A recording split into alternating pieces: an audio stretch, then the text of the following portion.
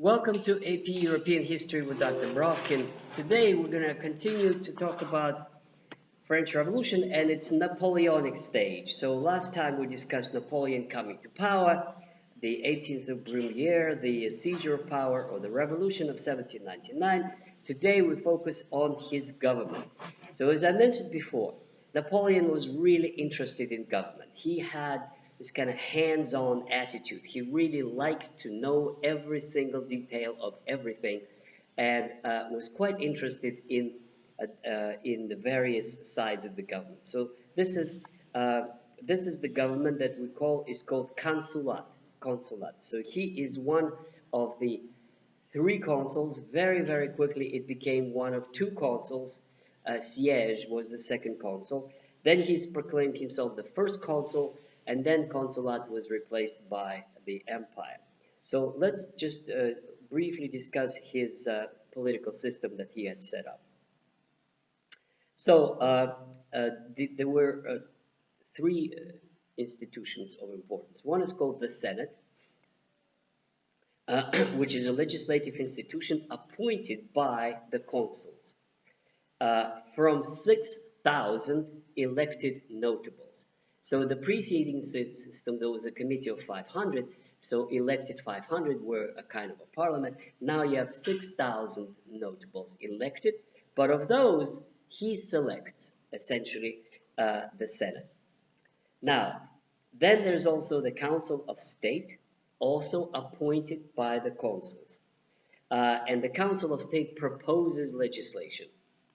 And then, obviously, the consul approves of it. And then you have a tribunat or tribunal, which discusses the legislation.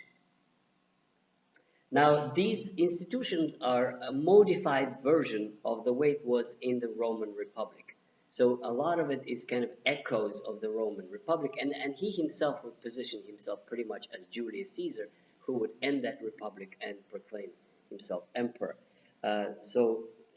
The Roman Republic is a kind of a model for him. The legislative body votes on the legislation, but does not discuss it. So again, that gives a lot of leeway to the consul. 99% of the French people approved the new constitution of 1799. 99%. So essentially it means that the people like Napoleon and they give him carte blanche. This basically gives them what he wants in order to run the government the way he wants it.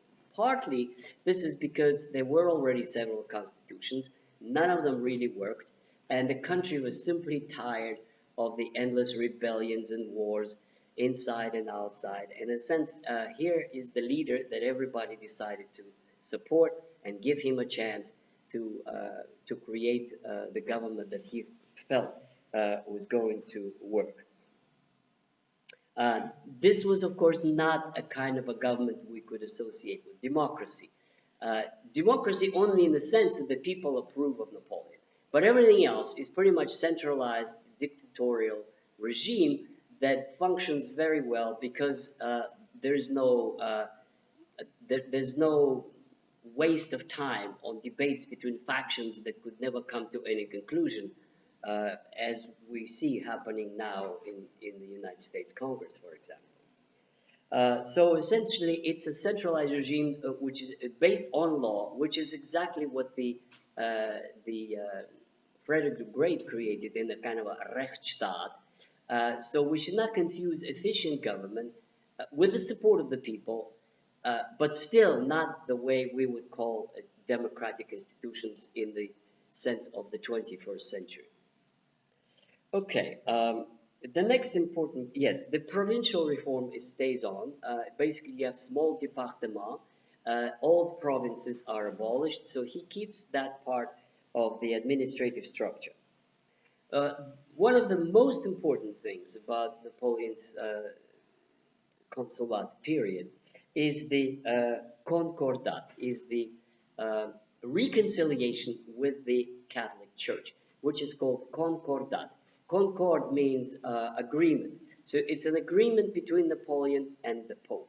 Essentially, it is a partial restoration of the prerogatives of the church. So let's just go over what exactly changed is in relation to the church previous regime. Well, what changed, of course, it's no longer an enemy, and it's no longer abused, and it's no longer harassed. So essentially, you do have centralized bureaucratic government, centralized bureaucratic system of church appointments as it was in the preceding part of the French Revolution. The state still does pay salaries for the church employees. There is still a Ministry of Church Affairs. The difference is that the bishops are appointed by the Pope upon the recommendation of the first consul. So he recommends, the Pope approves. Now, obviously, the ones he recommends are the ones that he wants them to be, and so on. The church abandons claims to the lands seized from it and sold during the revolution. So there's no restitution of church lands.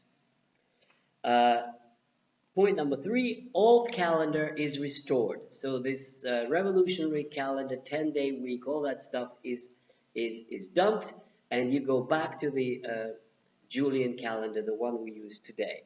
This causes great joy, especially among the peasants, because there are studies that show that peasants hated the revolutionary calendar because it disrupted their agricultural cycle, their mode of production and rest and church holidays and things like this. It was very disruptive, these 10-day weeks. So that everybody was really happy, not because they liked so much, the Julian calendar being Christian number of days and number of years. No, it's because the 7-day week with 1 day of rest is much more preferable than 10-day week with 1 day of rest. So the Protestants and the Jews are given protection, state protection. However, rabbis and Protestant priests are not paid. They have to raise money from their own community. And now a very important point about the status of the Jews in the French Revolution that becomes a model for other countries later to follow. And this is very crucial to understand it, because there was a toleration in the Ottoman Empire and the entire Middle East, toleration of Jews for centuries, and all kinds of other religious modifications of Christianity.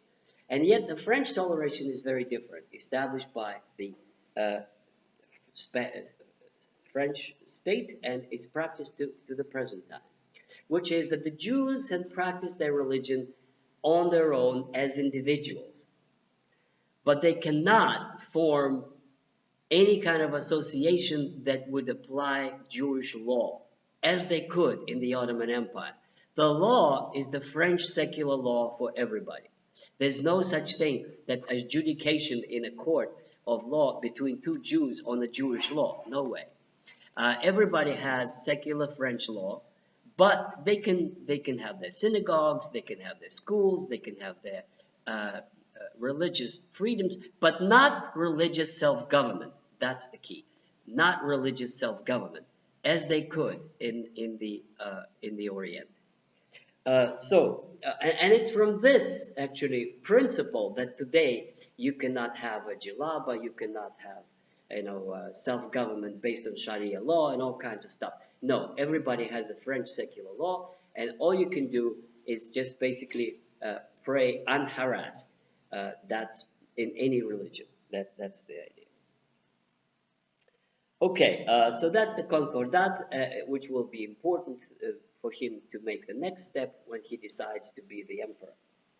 Now about his style of government, and this is totally new. That's never done before. Perhaps Frederick the Great kind of looks like this too, but this is still new.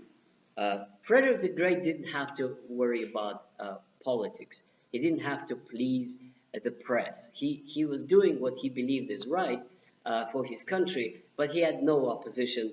It would never occur to him that there could be one. So that's what's different. Napoleon does have a media, does have the press that is used to political freedoms and making caricatures and fun out of a government for years and years. So he really has to act politically. He has to be savvy in pleasing the right people at the right time and to project an image that nobody had ever done before, and he's doing it very skillfully. So he projects a kind of an optimistic feeling that is new to France after 10 years of troubles with all these regimes. And it's the feeling of everything is possible and everything is going to be better and it's achievable. Could you close the curtain a little bit because it's too bright? Just a little bit. It is only a matter, yes, that's good. It is only a matter of organization and determination. This is the kind of style that he projects to his government. He signs 80,000 documents. He's reading constantly. He's responding to letters. Basically, they say, those who watched him work, he dictated 12 letters at the same time. So he just totally immersed in work. And it's not only on the battlefield, he actually does get himself into the substance of every piece of legislation and holds all the reins in his hands. In internal affairs, here's what's happening. In 1800, peace is signed with Austria, and France, according to that treaty, gets northern Italy and Belgium. So this kind of solidifies the wins that he had in the Italian campaign. 1802, peace is signed with Britain, and this is incredible. France gets all its colonies back. I mean, this is a reversal of the losses of the 7-Year War. They get Italy, they get Belgium, and they get all of Nouvelle France back from the British in this peace treaty.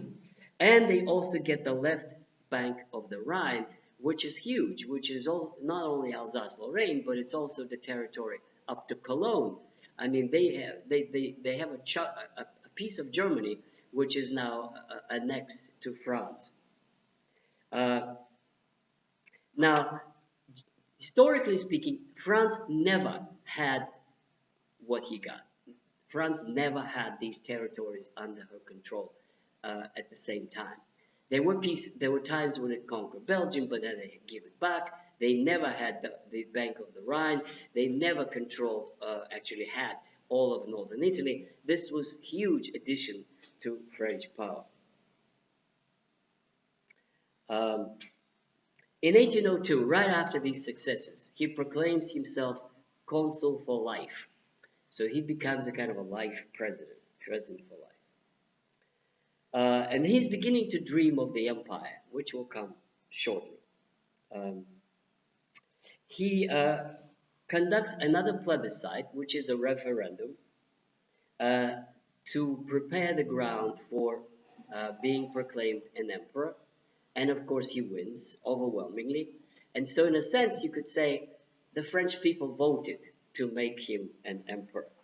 And then in 1804, there's a spectacular ceremony when the Pope is invited to the ceremony of proclaiming Napoleon the emperor. And in a dramatic moment, just when the Pope was just about to put the crown of the emperor on Napoleon, he takes it from him and puts it on his head himself, which is very symbolic in a sense, because usually the emperors are crowned by the Pope, which kind of assumes or implies that the power of the Pope, of the Church, is superior to that of the emperor. Well, not with Napoleon. He actually puts the crown on himself, and Josephine is crowned as empress. It's a gala, beautiful ceremony that basically turns the page to a new stage in French history, the empire, which is called the French Empire. Now, let me pause on this because there are some dramatic events coming up in the first year of the empire, the battles that he would win. But let's stop at that and focus on this next time. Thank you, and don't forget to subscribe to AP European History with Dr. Brovkin.